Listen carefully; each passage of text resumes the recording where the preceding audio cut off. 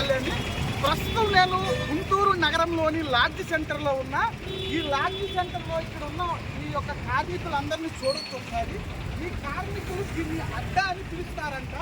నేను నా వర్క్ మీద వెళ్తున్న క్రమంలో ఒక వ్యక్తి వచ్చి ఇక్కడ బండి మీద వెళ్తున్న క్రమంలో వీళ్ళందరూ పరిగెత్తడం గమనించి వాళ్ళని ఆపి నేను అడిగిన, ఎందుకు ఇలా పరిగెడుతున్నారంటే మాకు ఈరోజు పని కోసమని అడుగుతున్నారు. అంటే పని ఏంటి, పరిగెత్తకపోతే పని దొరకదా అంటే, ప్రస్తుతం ఉన్న పరిస్థితుల్లో పని దొరకక, మా కుటుంబాలు గడవక, మా పిల్లల్ని చదివించుకునే పరిస్థితి లేక, అద్దెలు కట్టలేక చాలా ఇబ్బంది పడుతున్న పరిస్థితి అని చెప్పడం జరిగింది.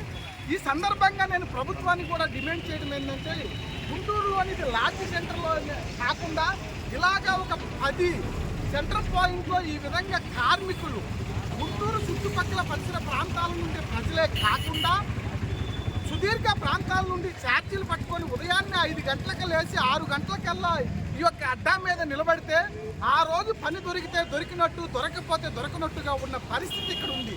నిజంగా వీళ్ళ చూపులు మనం ఒకసారి చూసినప్పుడైతే ఖచ్చితంగా ఈ రోజు నాకు పని దొరికితే ఈ రూపాయలు డబ్బులు వచ్చి ఆ డబ్బులతో నేను ఇంటికి వెళ్ళి నా కుటుంబంతో హాయిగా అన్నం తిని పడుకునే పరిస్థితి ఉందని వాళ్ళు గమనిస్తున్న దీనంగా పరిస్థితులు చూస్తుంటే చాలా బాధగా ఉందని కూడా నేను ఈ సందర్భంగా తెలియజేస్తూ, ఖచ్చితంగా ప్రభుత్వాలు కూడా ఈ అడ్డాలో ఉండే వాళ్ళందరి కార్మికుల్ని రిజిస్టర్ చేసుకొని వాళ్ళకి ప్రతిరోజు పని కల్పించే విధంగా, పని దొరికే విధంగా ఉండాలని కూడా నేను ఈ సందర్భంగా ప్రభుత్వాన్ని కోరుకుంటూ, వీరి జీవితాలలో ఖచ్చితంగా వెలుగులు రావాలంటే వీరికి ప్రతిరోజు పని కావాల్సిందేనని వీరి ఆవేదన చుట్టుపక్కల ప్రాంతాల నుంచి వస్తుంటే వాళ్ళు ఒక్కొక్క బాధ ఒక్కొక్క విధంగా ఉందని కూడా నేను ఈ సందర్భంగా తెలియజేస్తూ, ఖచ్చితంగా ప్రభుత్వం వీళ్ళకి ఏదో ఒక విధంగా సహాయం చేయాలని, వీరికి ప్రతిరోజు పని కల్పించాలని కూడా నేను ఈ సందర్భంగా తెలియజేస్తూ, thank you to one and all. మీ డబ్బు కొట్టు కళ్యాణ్.